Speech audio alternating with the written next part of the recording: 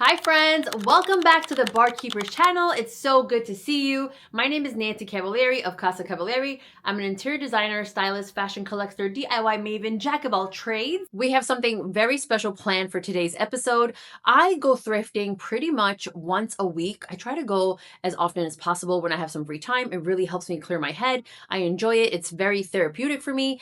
And I just thought I'd take you with me to show you what New York City has to offer. All the amazing available vintage treasure you can find and restore with your favorite friend, Barkeepers. First, I do want to give you a sneak peek of the new Barkeepers lid. Yes, Barkeepers now has a silicone lid, a blue lid, that you can put on top of your powder cleanser to keep it nice and sealed. If you don't believe me that this is going to keep it sealed, I just want to demonstrate how this works, and it really does keep this inside the bottle and not anywhere else. No spillage, no mess, just your secure Barkeeper's friend.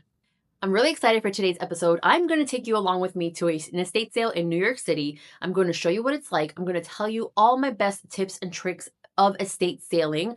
I want to say I'm an expert estate sailor, and you might be like, Nancy, why do you say that? Well, it's because my call to fame is I did go thrifting one day at a regular Salvation Army, and I did thrift authentic Picasso plates. So I would say I'm pretty good at this. I would say that I know what I'm talking about. And I really want to share all these tips and tricks that I have cultivated over my lifetime of thrifting and secondhanding and treasure hunting with you, because I think it's really important that we save things from the landfill, that we reuse things, reimagine things, restore and revive things that are once used in the past that we can use in the future. Okay, settle in because we are ready to go. We're going to go to an estate sale in New York City, and then we're going to come back and revive our treasures with some Barkeeper's friend while I tell you all the best tips and tricks on how to find the best treasure out in the world, because guys, it's out there and it's waiting to be found. Let's go. Okay, so this was a private estate sale that I was invited to by an estate sale company, and I really wanted to check it out because it was advertised as lots of vintage clothing, home decor, and vintage homewares. I think vintage clothing is one of the best things you can invest in. Look at this gorgeously hand embroidered piece. Like the skirt, the detailing, the colors, it is absolutely divine and probably worth a pretty penny. And of course, whoever owned these dresses, that woman must have been fabulous because she had the most amazing vintage shoes that I was very sad because none of them were my size. Found this cute little like velvet robe. It's like floral with acanthus leaves. Actually looking at the perfume tray because number one, vintage perfumes are actually really valuable, especially if they're like rare ones. But I personally like them for styling, for photo shoots. Like you put one on a vanity tray. I have a vanity tray full of just perfumes. They're really nice bottles. But I wonder if any of these are like good. Something I always keep an eye out for at estate sales is original signed art, especially if it's framed well, because those can be really expensive and framing can cost probably sometimes more than the art itself. Okay, I'm downstairs in the dining room. This candle holder, hold on. Oh, I love this. Oh wait, signed. What is this? Okay, there's a lot of tabletop stuff. And it is really good, but I'm being really picky. I found like 2 Murano bowls. I always pick up like little Murano bowls because I use them a lot. What else is over here? Some crystal. We have baskets. More Blanc de Chine. Salt cellars. Flower frog. What's this? We don't know. Little Murano dish. Oh wait, what's this? Oh, I love this. Wait. This is a lighter. Definitely doing that. Okay, random. We're in the bathroom. And guys, look at these brass towel. I need them. And I also need this. Look at this. Brass towel holder with the seahorse. I'm also thinking about getting this. This is a gorgeous faucet. Like this, like come back to life, it would be really pretty. This too, you could really, guys, you got to start saving some like good bathroom fixtures. I know people think like vintage bathrooms don't have good fixtures, but sometimes they do, and this one does. Okay, I'm back home. Let me show you my haul. I got these. I'm actually not sure what these are. And listen, I don't know everything, but I believe these are like stifle lamps. I'm not even sure if this is supposed to go together, but they're very cute. Even as a decorative object on a little side table, this is very pretty. I love all the floral detail on the base of this. I think this is the base. If you know what this is, comment down below, let me know. But they have definitely seen better days.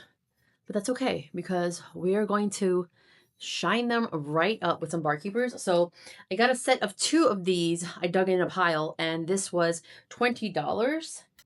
Okay, also got this brass and leather belt. This is stunning. You can't find this in store. Like you really can't. This is something that you can only get vintage, like really beautiful pieces. I never see things like this made in store. It is marked. It says LUNS08. Maybe that's the maker. Not sure. But this is gorgeous and we need to shine her up so I can wear her because she's beautiful. This is really like a piece of art. Actually, that's another tip. Say you don't wear belts, or say this is not your style. You could take this belt buckle off of the belt and just really put this in a shadow box and frame this, or even hang it with a nail on a wall. That would be a beautiful art moment. Just a thought.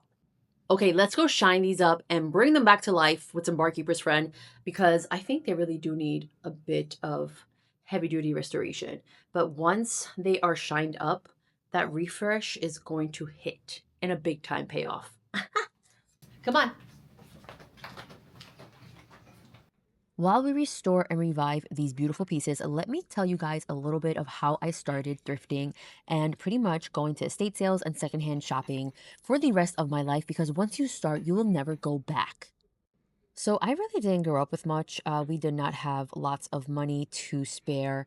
If anything, we pretty much just had our necessities. And after I graduated college, I saw a thrift store and I went in and pretty much my life was changed because I realized that there was all this possibility around me of all these things that had a life before and that could still be used. They were still good. You just had to see beyond the stigma of wearing or using secondhand items.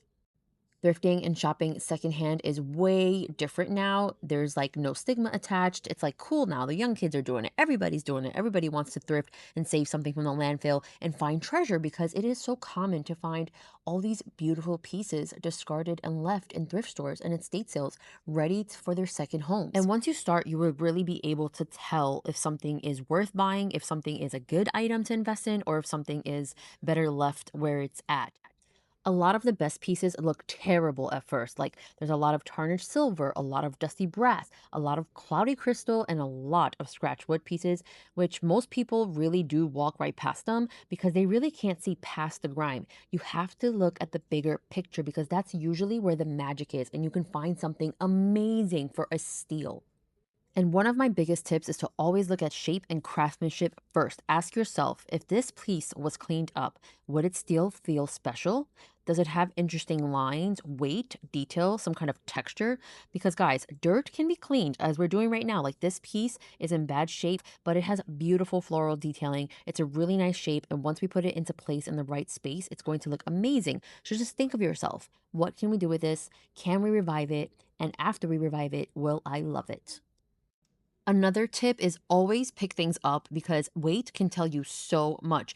Real brass is usually heavier than, let's say, plated pieces, and crystal tends to feel a lot heavier and colder than regular glass. There's also that like hit the crystal glass trick on the top. If you hit the rim and it sounds like a sharp ping, that means it's crystal. And if it sounds like a dull thud, that means it's not crystal. So that's also something to keep in mind. And don't be afraid to flip things over. Estate sales are adult treasure hunts. Look for stamps, look for maker's marks, look for labels, look for anything that's hiding basically the value of an item or anything that might be telling us what this item is.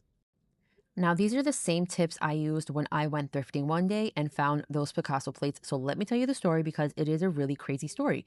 It was a very hot summer day in July, and I stopped into the local Salvation Army just on a whim, just because I walked by. And that's also another rule of mine. If you pass a thrift store, you must pop in. It doesn't matter where it is. It doesn't matter how long you pop in for, as long as you go inside. That's always the first rule of thrifting. You got to be in it to win it. So I went into this thrift store and I looked at the china aisle and I didn't see anything anything that really caught my eye. And I went about my business looking out throughout the store and I didn't see anything else. And then when I was leaving, I looked at the China aisle one more time and I saw these really cool plates. And these plates are very distinct because the faces on top of these plates are pretty individual to Picasso. And I was like, wow, these are interesting. They would make an amazing tablescape. So I ended up going to the cash register and paying $6 for these 4 plates. And when I left, I checked the back for the maker's mark, like I told you to. And that's when I found out that these were indeed Picasso plates because they were marked Picasso Maduro. And very long story short, I had them appraised and then I consigned them at auction with Sotheby's and I sold them for a very large sum of money. So if that's not a story to get you thrifting, I'm not sure what is. Okay, friends, our lamps, candle holders, whatever these are, I'm not sure yet, they cleaned up so nicely. I think once I get a wireless bulb to put on here, it's a very easy hack. I've done it many times before, and put the little lampshades on. This is going to be stunning on a little side table. Like, you know, just a little decorative element. Now for this brass belt buckle, I did take the leather part of the belt off to clean this, but then I had an idea. I had an idea that I think I would wear this more as a brooch instead of a belt. This is one of my favorite items. It is a full-on coat filled with brooches, and I've been making this for about 4 years now, and these are all thrifted, estate sales, flea markets. I've really not paid more than $5 to $10 for each brooch, and it's something that I started doing because I just kept seeing them everywhere at thrift stores and estate sales, and I just really wanted to do something fun. And I think adding this somewhere would be really fun. So let's find a spot. Okay, I got my safety pin on the inside. I'm just going to put it through the coat and then put it through and bring it back in. And now I just put another brooch on my brooch coat. This is a really cool way to use something that maybe wasn't meant for this, but I get more use out of it as a brooch. And I think it came out gorgeous. It's restored, revived, refreshed, and my favorite, reimagined a belt buckle into an amazing brooch on this amazing brooch coat. All right, friends, that's today's video. Thank you so much for watching on the Barkeepers channel. I'm Nancy Cavaliere of Casa Cavaliere. You can find me on the interwebs pretty much everywhere, doing the same thing, thrifting, designing, DIYing, making jokes, and just generally having a great time.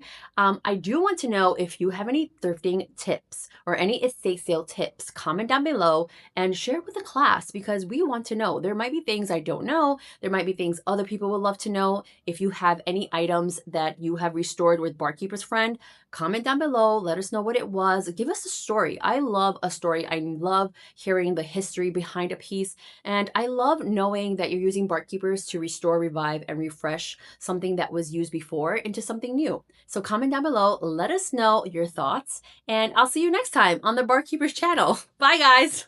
Oh, and don't forget to get the new Barkeepers lid because it is really life-changing. Bye, guys.